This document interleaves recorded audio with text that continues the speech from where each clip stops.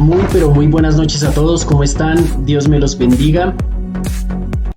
Ya quitamos esa musiquita de espera. Entonces, muchas gracias a todos por estar ahí. Dios me los bendiga, me los guarde. Le damos una calurosa bienvenida a cada una de las personas que nos están mirando. Bienvenida Angie, bienvenida Dora, Marcelita, a todos los que se van conectando en el transcurso de este corazón de fuego.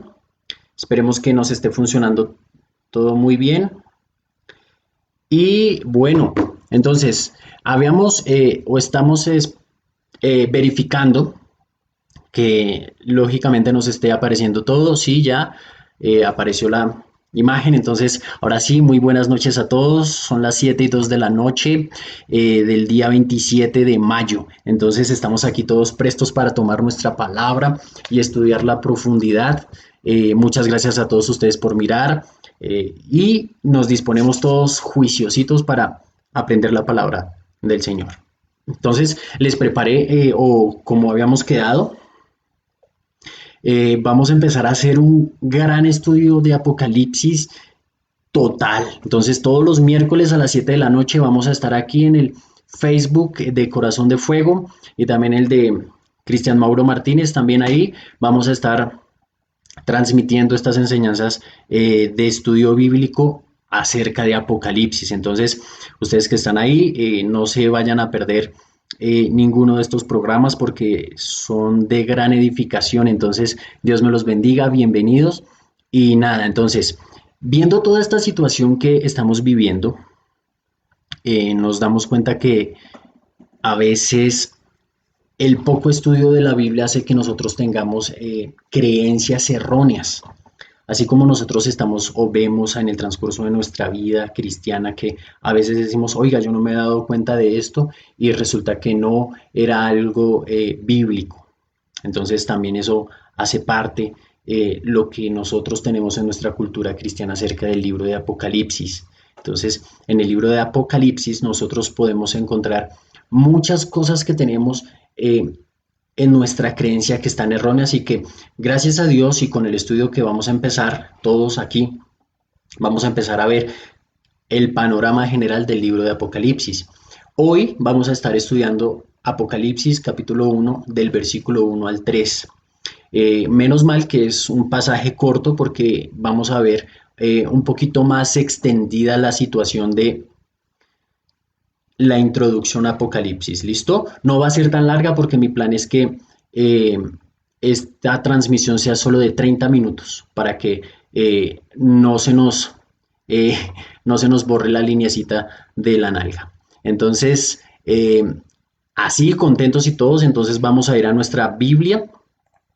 Vamos a proceder a hacer la primera verificación. Entonces, ya les voy a mostrar las presentaciones. Listo. Entonces, lo primero que nosotros podemos encontrar es quién escribe y para qué. Recordemos que tenemos todos un formato ahí del altar familiar y del cual nos hemos ajustado para poder encontrar o aprender más resumida y condensadamente lo que nos está hablando el versículo que se nos asigna dentro de la iglesia. En este caso, pues ya vamos a estar completamente todos unánimes de que vamos a estudiar entonces Apocalipsis capítulo 1 del versículo 1 al 3. Entonces, primero vamos a leer Apocalipsis 1, del 1 al 3. Dice, la revelación de Jesucristo que Dios le dio para manifestar a sus siervos las cosas que deben suceder pronto, y la declaró enviándola por medio de su ángel a su siervo Juan, que ha dado testimonio de la palabra de Dios y del testimonio de Jesucristo y de todas las cosas que ha visto. Bienaventurado el que lee y los que oyen las palabras de esta profecía y guardan las cosas en ella escritas, porque el tiempo está cerca. El tiempo está cerca. Eso es lo que nos está diciendo aquí el apóstol Juan. ¿Vale? Entonces, bueno, ¿quién escribe y para qué? Si ustedes pudieron tener la posibilidad de hacer el estudio, ustedes se pudieron haber dado cuenta que la escribió el apóstol Juan. ¿vale? El apóstol Juan, ¿cuándo le escribió? Entonces el apóstol Juan escribió la carta o este libro profético, el Apocalipsis, que también tiene un nombre como Revelación de Jesucristo. Ya vamos a ver por qué. Resulta que este libro fue escrito a mediados de la última década del primer siglo, es decir, entre los años 94 y 96 después de Cristo. Es, lo más probable es que haya sido escrito a finales del imperio de Domiciano, es decir, después del imperio de Nerón y demás. Es importante que nosotros tengamos en cuenta eh, la época en la que se escribió, porque esta época es una época en la que se presenta mucha persecución. Entonces, si ustedes están ahí, pueden ver que se presenta mucha persecución. Entonces, ahorita vamos a ver esa aplicación con la que nosotros podemos tener en cuenta de qué se trata. Entonces, ¿qué me quiere decir a mí la palabra el día de hoy, no?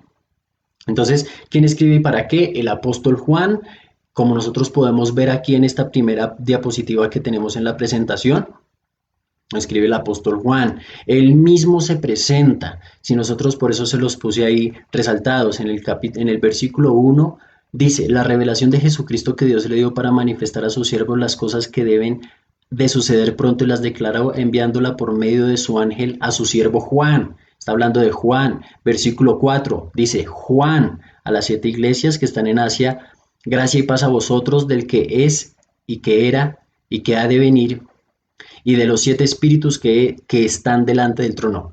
Juan, también capítulo 1, versículo 9 dice, yo Juan, vuestro hermano, y copartícipe vuestro en la tribulación, en el reino y en la paciencia de Cristo, estaba en la isla llamada Patmos por causa de la palabra de Dios y el testimonio de Jesucristo. Entonces, si ustedes se dan cuenta, nosotros encontramos que es Juan el que se está presentando.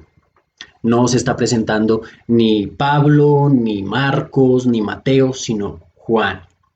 Lo que nosotros podemos ver es que el mismo Juan está presentándose como el autor de la carta a los Apocalipsis, perdón. No es la carta a los Apocalipsis, sino de la carta a los Apocalipsis, o la carta de revelaciones, o la carta de la revelación de Jesucristo. También en el Apocalipsis capítulo 22, versículo 8 dice, yo Juan soy el que oyó y vio estas cosas, y después que las hube oído y visto, me postré. ¿Listo? Permítame un segundo.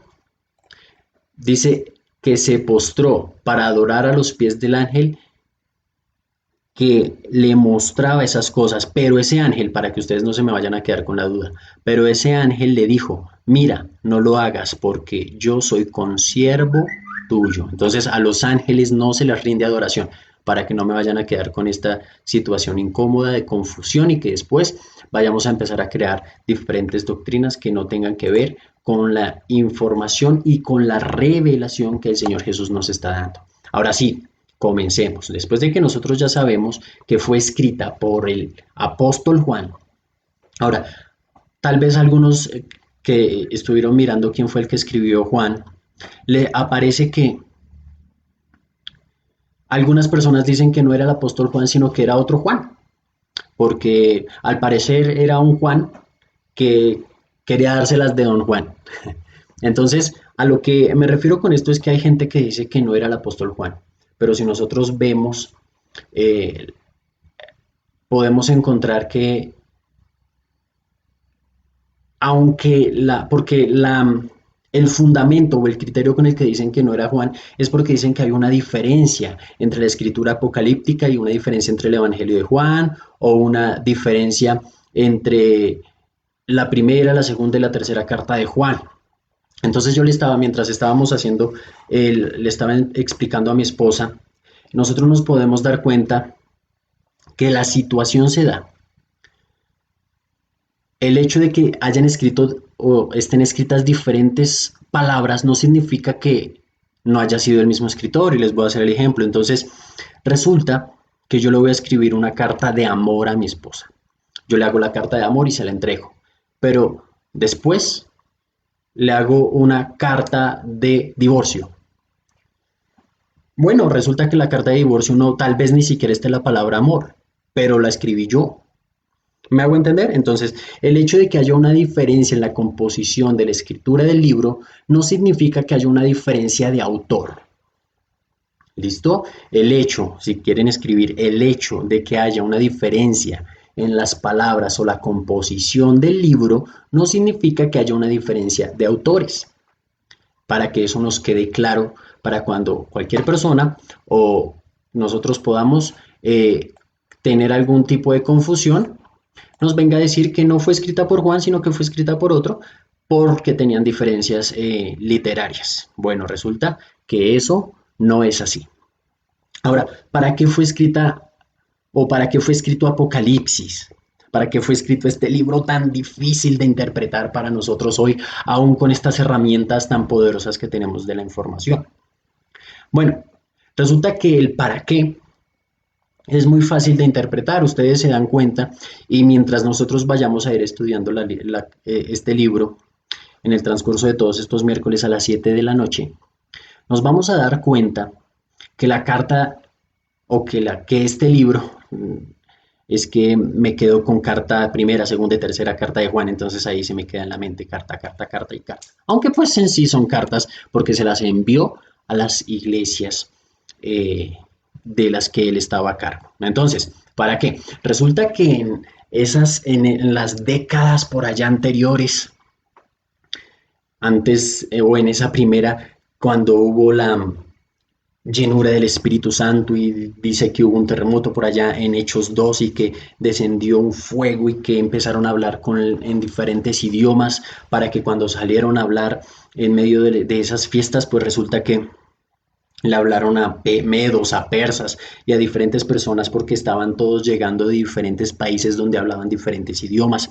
Y eran una iglesia explosiva, una iglesia que tenía, ¿cómo decirlo? Que tenía todos los ánimos del mundo, así como cuando usted, el Señor le trajo esa fe, que usted se dio cuenta que por su gracia, por su obra es que usted es salvo y ese sentimiento que inunda todo nuestro ser se apodera, no sé, creo que les ha pasado a ustedes, cuando eso sucedía era esa primera generación, es decir, en los 60 ya se estaba terminando esa primera generación de los primeros cristianos, las primeras personas que habían escuchado, y ya estaba pasando a la segunda generación de cristianos, es decir, a los hijos de esos cristianos.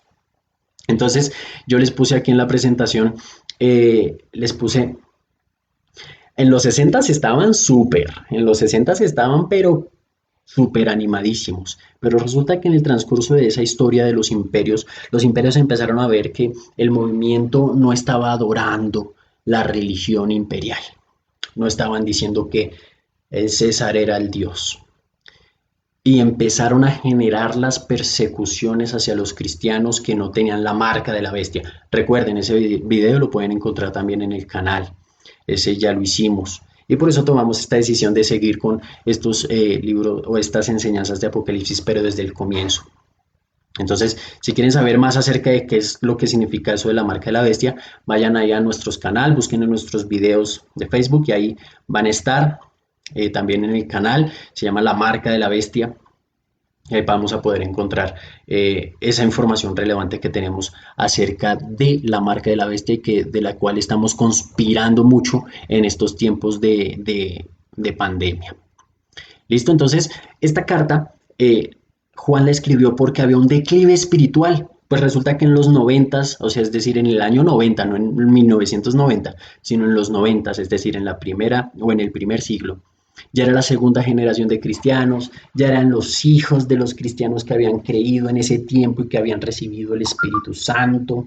No estoy diciendo que en ese momento ellos no lo tuvieran, pero al parecer estaban como en un declive espiritual, en un declive eclesial en el que estaban completamente desanimados a causa de tanta persecución que les estaba generando el imperio. Resulta que cuando se habla de persecución no es como nosotros la hablamos hoy, que, ay, usted es cristiano, usted es un ignorante. No, en ese tiempo la persecución se trataba de vida o de muerte, los destruían financieramente, no podían comprar, no podían vender, es decir, se tenían que morir de hambre.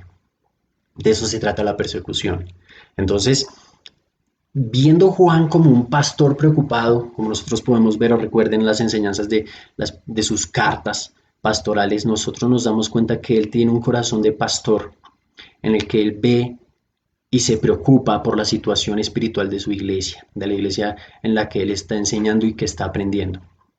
Y Él al ver esto, eh, y justo en ese tiempo llega el Señor Jesús y le empieza a revelar todas estas cosas que nosotros vamos a empezar a aprender. Entonces, ¿por qué, para qué Juan escribió esto? Porque el Espíritu Santo le reveló lo que tenía que decirle a la iglesia que estaba en un declive espiritual. Entonces, ¿qué estaba pasando con la iglesia? Estaba siendo perseguida y por eso él muestra esa preocupación y le hace caso al Espíritu Santo, ¿no? De que escribiera.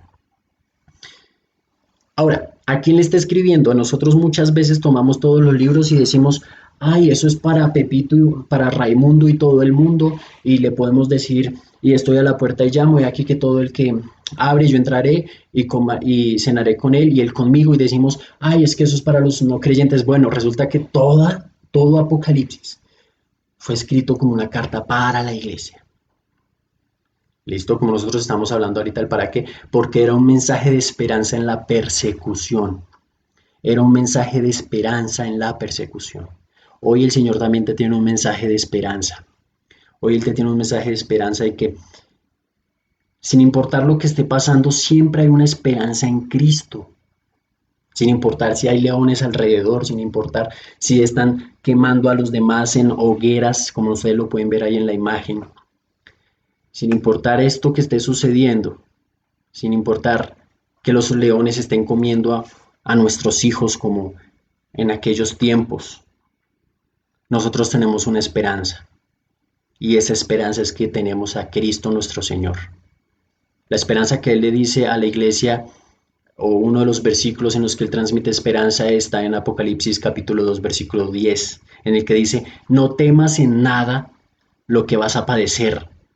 He aquí, el diablo echará a algunos de vosotros en la cárcel para que seáis probados, y tendréis tribulación por 10 días, y sé fiel hasta la muerte, y yo te daré la corona de vida. Ahora, no vamos a entrar a hablar de este versículo porque le vamos a hablar en altares familiares más adelante, tal vez dentro de 15 o 21 días. Entonces, lo que les quiero transmitir es que a veces nosotros vemos Apocalipsis tan pesado, tan sombrío, tan lúgubre, tan feo, que no nos damos cuenta que es un libro de esperanza. Es un libro en el que el Señor está infundiendo esperanza a su iglesia para que no tenga miedo de lo que sea que llegue a suceder. Ahora, deja de tener miedo de lo que sea que llegue a suceder en tu vida, de eso que tú tienes en incertidumbre. Pon tus ojos en Cristo, que Él es la meta superior. Si tú tienes tus ojos en Cristo y lo amas, porque Él ha puesto amor en ti, todo te va a obrar para bien.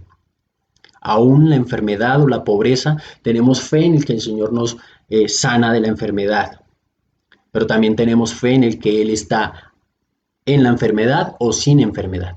Cuando estamos bien o cuando estamos mal, cuando estamos llorando, cuando estamos riendo, Él está allí. Y esa es la esperanza del cristiano, que Él está allí. Y sin importar la tribulación que nosotros podamos llegar a tener, Él está allí mostrándonos que Él es nuestro Señor y Salvador. Ahora sí, pasemos a la verificación o al estudio del versículo. Si tienen preguntas, por favor háganlas ahí. Pum, pum, pum, pum, pum, pum, rápido. Por favor, suscríbanse, denle like a la página. Si les gusta, compartan. Resulta que esto es un trabajo grande que se está haciendo para poder llevar estas enseñanzas a sus vidas. ¿Listo? Bueno, entonces comenzamos con este desglose y ojalá lo podamos sacar rapidito. Este libro comienza diciendo la revelación de Jesucristo que Dios le dio.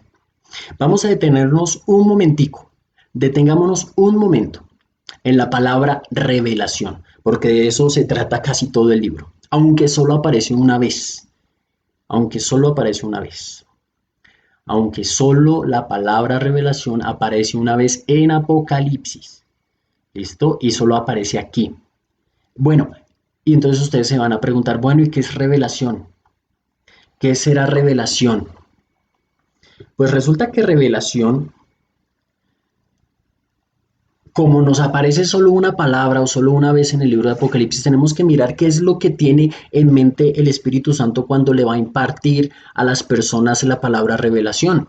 Entonces nosotros podemos ver que esta palabra aparece en varios libros del Nuevo Testamento. ¿Sí? Entonces nos aparece en Mateo 2:12 cuando habla de la revelación en sueños, Mateo 2:12 y Gálatas 2:2 habla de la revelación de Dios en sueños, es decir, que Dios se aparece en los sueños y le dice a las personas lo que deben hacer. ¿Listo? También nos habla de revelación cuando nos muestra la ira de Dios. A veces nosotros creemos que las revelaciones, como nos hablan en diferentes lugares, nos dicen que la revelación solo son cosas en las que nosotros podemos encontrar cosas sobrenaturales o como dicen a veces supranaturales, que es lo mismo, solo que cambiamos las palabras y como cambiamos las palabras creemos que ya somos diferentes. No, es lo mismo.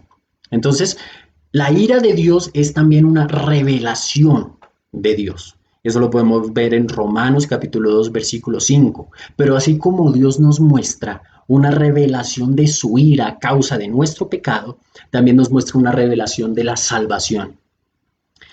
Y quiero que le pongan mucha atención a esto porque estamos yendo en orden. Es el orden del Nuevo Testamento en cuanto a la palabra revelación. Ustedes se van a dar cuenta que es un orden que nos va también encadenando pedagógicamente a lo que nosotros podemos aprender del Evangelio. Entonces, Dios nos muestra la ira de Dios, nos revela su ira a causa de nuestro pecado. Pero cuando Él nos revela su ira a causa de nuestro pecado, Él nos revela su salvación a causa de la obra de Cristo. Pues resulta que Él nos revela la salvación en Romanos 16:25 y en 1 Corintios 14:6 y en 2 Corintios 12:7 y en Efesios 3:3. Pero no puede haber una revelación de salvación si no hay una revelación del conocimiento de Cristo y su obra. Ven cómo el Espíritu Santo va organizando en todos los diferentes libros que fueron escritos por los diferentes evangelistas y apóstoles de una forma única y homogénea. Entonces, el Señor revela su ira, pero también revela su salvación y también, como revela salvación, revela el conocimiento de Cristo y la obra de Cristo, porque no hay salvación sin obra de Cristo. Deja de creer que la salvación viene por tus obras, por tus actos litúrgicos, porque ofrendaste o no ofrendaste. No, tu salvación viene por la obra de Cristo y solamente por Él. Solamente por Él. Entonces, ten eso en tu mente siempre. Cuando Dios te ha revelado la ira, te revela la salvación y cuando te revela la salvación, te revela a tu Hijo Jesús en su palabra. Ahora, después de que dice que es la revelación de Jesús, dice que Dios le dio. Es una revelación que Jesucristo le trajo a su siervo, porque Dios le dijo que se la dijera. No es la revelación de un Pepito Pérez, es la revelación del Creador del universo. Y por eso le dice, ahora, yo le dijo a Jesús, Dios, le dijo Dios al Señor Jesús, necesito que vaya y le dé esta revelación para que sea manifestada a los siervos. Ahora, la revelación de Jesucristo no fue dada a cualquiera. La revelación de Jesucristo no fue dada a cualquiera. La revelación de Jesucristo ha sido dada para ser manifiesta en los siervos de Jesucristo. La revelación de Jesucristo fue dada para ser manifestada en los siervos de Cristo. Ahora, la palabra siervos en el griego es doulos y en hebreo es ebed. Pero ¿y qué quiere decir esto? Esto es lo que quiere decir la palabra siervos. Se refiere no a obreros. A veces nosotros creemos que somos obreros del Señor, o que somos empresarios, o que somos príncipes del Señor. Resulta que aquí el contexto literal nos habla de siervos, y cuando nos habla de siervos no se refiere a obreros que trabajan por un salario. No, no son obreros que trabajan por un salario. Y puede que hasta podamos negociar el salario. No nos está tratando de obreros. Nos está tratando de siervos. ¿Y qué quiere decirnos a siervos? No somos más sino esclavos que pertenecemos a nuestro Señor que nos compró con su sangre para que hiciéramos lo que Él nos dice. Nosotros vamos a revelar y a manifestar la revelación de Cristo. Perdón, me enrollé un poquito. Nosotros vamos a manifestar la revelación de Cristo. Si Cristo se ha manifestado en tu vida, tú vas a manifestar su obra. De eso se trata. Entonces, es para manifestar la revelación del Señor. ¿Y cuál es la revelación? Su evangelio. Dejemos de buscar la revelación de la placa del carro que voy a tener dentro de 50 años. No, busquemos la revelación del evangelio en nuestro corazón y que nazcamos de nuevo por el poder del Espíritu Santo. Ahora, luego continúa diciendo las cosas que deben suceder pronto, las cosas que deben suceder pronto. Nos está hablando, recuerden cuando hicimos el estudio de las cartas de Juan, cuando nos está hablando, aquí sí hay una coincidencia o una similitud con las cartas de Juan. Recordemos cuando hablamos de los últimos tiempos, esto es una semejanza a los últimos tiempos de las que él nos habla en primera, segunda y tercera de Juan, que no solamente es el tiempo del final del mundo, sino que es ese tiempo entre la ascensión y el regreso del Señor Jesús. Entonces estamos en ese tiempo. Entonces las cosas que deben de suceder pronto son las cosas que están sucediendo hoy y que nosotros podemos aplicar en el transcurso de toda la historia porque lamentablemente el pecado del hombre es cíclico y siempre se repite, siempre se repite. Hay una frase, no está en la Biblia, pero dice que aquel que no conoce su historia está condenado a repetirla. Si nosotros no conocemos la palabra de Dios, estamos condenados a no practicarla.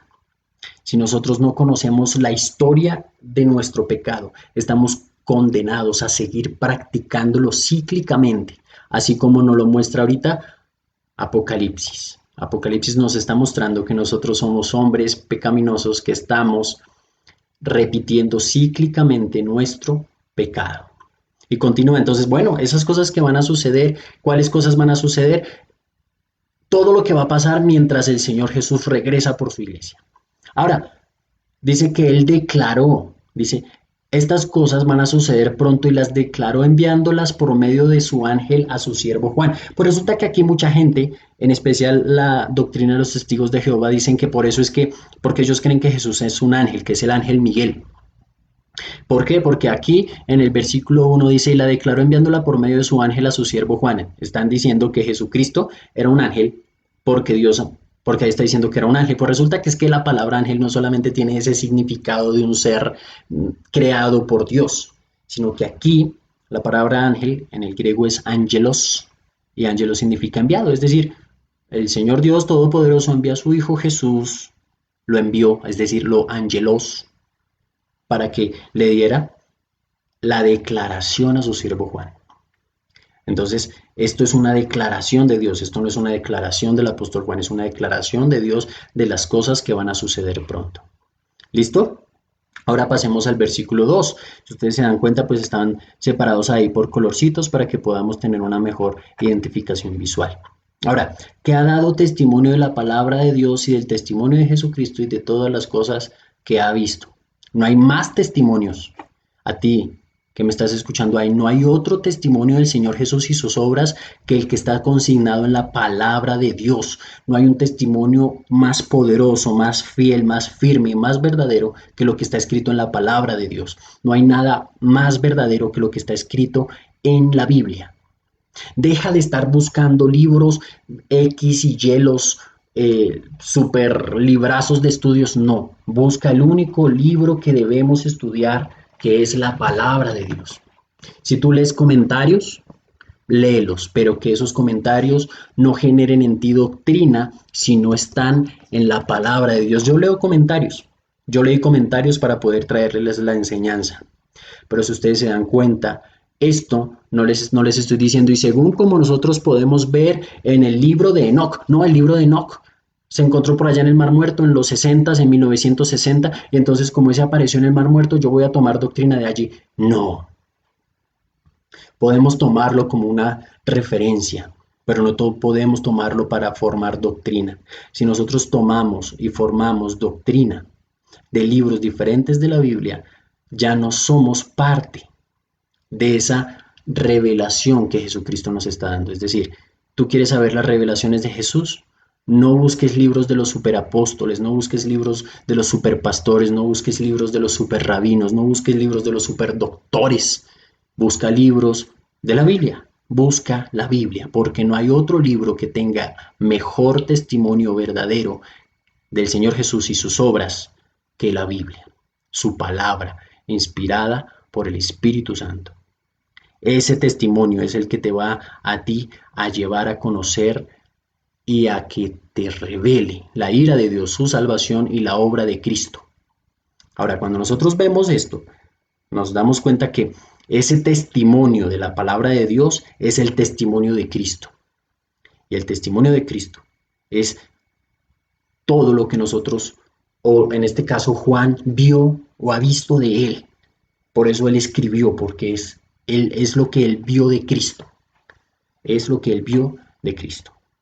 Y ya para finalizar y terminar con las reflexiones, lo que vamos, o bueno, para continuar con lo que vamos a hacer y vamos a dejar de hacer, nos deja con esta última promesa. Es increíble y es muy bonito que siempre que Dios genera una reprensión o cualquier cosa, siempre deja una promesa para que podamos continuar en cuanto a lo que Él nos enseñó. Entonces, en el versículo 3 dice, bienaventurado el que lee y los que oyen las palabras de esta profecía y guardan las cosas en ella escritas, porque el tiempo está cerca. Salutaciones a las 7 iglesias. Entonces, aquí está diciendo, hay una promesa para ti que estás leyendo y para ti que estás escuchando. Es decir, que si tú estás leyendo y estás escuchando como estás haciendo hoy, el Señor te da una bendición, te dice dichoso. Pero ¿de qué se trata esta bendición? ¿De qué se trata cuando la Biblia nos dice bienaventurados? Pues nos pusimos a buscar con mi esposa la palabra bienaventurados en el libro de Apocalipsis, en el contexto de Apocalipsis, y nos habla de que habla de dichosos a quienes han descansado, o dice que esa dicha es a quien Dios le da descanso de trabajos, pero no nos está diciendo es que nos manda de vacaciones a una isla paradisíaca, sino que nos libra de los trabajos y las dificultades, porque ya vamos a estar con Él en la vida eterna. Recordemos que Apocalipsis es un libro de esperanza para la vida que viene, para la vida eterna. ¿Listo? También nos habla de dichosos cuando velamos, es decir, cuando estamos alerta. ¿Estás alerta? Si tú estás alerta de la venida del Señor Jesús, tú eres una persona dichosa, porque si estás velando y en alerta por la venida del Señor Jesús, significa que lo esperas con todo tu corazón. Y si lo esperas con todo tu corazón es porque Él ha puesto en ti una fe genuina. También nos habla de que dichosos son aquellos que han recibido la invitación a las bodas del Cordero, que está en el capítulo 19, versículo 9. Dichoso tú, dichoso yo, porque hemos tenido fe de Jesucristo, que es el autor y el consumador de nuestra fe. Dichosos somos porque Cristo ha puesto fe en nosotros y nos ha dado esa invitación por medio de su obra. Dichosos nosotros porque vamos a resucitar de la muerte. Dichosos nosotros porque vamos a resucitar no para condenación, sino para justificación, para ser vistos por Dios como Él ve a su Hijo Jesús. Y por último, dice que habla de un derecho. Si ustedes van al 22:14, habla de un derecho. Si ustedes quieren ir a buscar ahí, 22:14, habla de un derecho para entrar al reino de Dios. ¿Qué otra alegría, qué otra dicha puede haber más grande para el hombre? ¿Qué otra dicha puede haber más grande para el pecador, sino el derecho de poder entrar al reino de Dios por Cristo?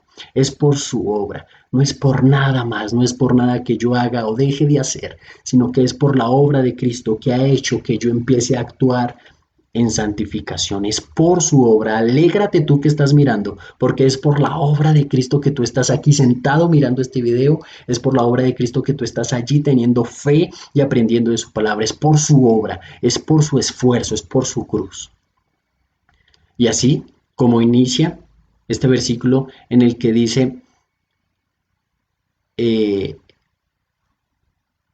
y guarda las cosas de estas que están en ella escritas, pues resulta que en el capítulo 22, versículo 7, así como inicia y termina el Apocalipsis, añade esta promesa, que dichoso aquel que guarda las cosas en ella escritas. Eres dichoso porque debes y guardas las cosas que están escritas en la palabra del Señor.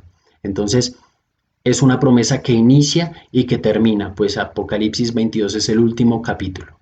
Inicia y termina con esta promesa. Eres dichoso porque tú, por el poder del Espíritu Santo, vas a guardar todas las cosas en ella escritas. ¿En qué? En la palabra de Dios, en la única que debemos leer, escudriñar y estudiar, porque de ella podemos sacar todo conocimiento y toda sabiduría.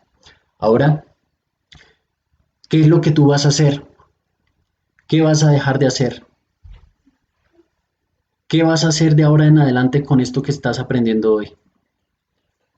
Comenta ahí en donde estás. ¿Qué vas a hacer con lo que aprendiste hoy? Comenta qué vas a dejar de hacer. Yo voy a dejar de poner mis ojos en otra cosa que no sea la palabra de Dios.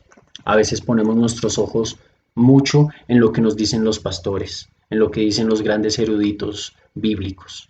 Y nos olvidamos de poner nuestros ojos aquí. Cuando hemos puesto nuestros ojos aquí, tenemos una dicha grande, y es la de encontrar a nuestro Señor Jesús. Ahora, ¿qué vamos a dejar de hacer? ¿Qué vamos a dejar de hacer?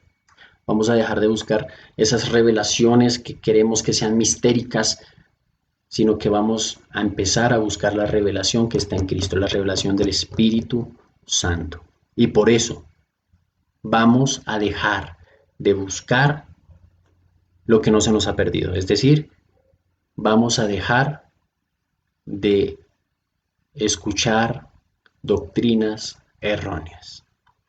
Ahora, ¿qué promesa? Para terminar, si ustedes están ahí, ¿qué promesa les aparece ahí en el versículo? Aparece grande, ahí está gigante. Está gigante, te dice bienaventurado porque tú lees y oyes. Bienaventurado porque estás escuchando esta enseñanza. Bienaventurado porque estás ahí sentado estudiando Apocalipsis. Bienaventurado porque no estás dejándote llevar por las conspiraciones de YouTube o de Internet, sino que eres bienaventurado porque te estás dejando llevar por la revelación de Jesucristo en su palabra. Bienaventurado eres porque no crees en las conspiraciones. Bienaventurado eres porque has recibido la revelación del Señor Jesucristo en tu vida.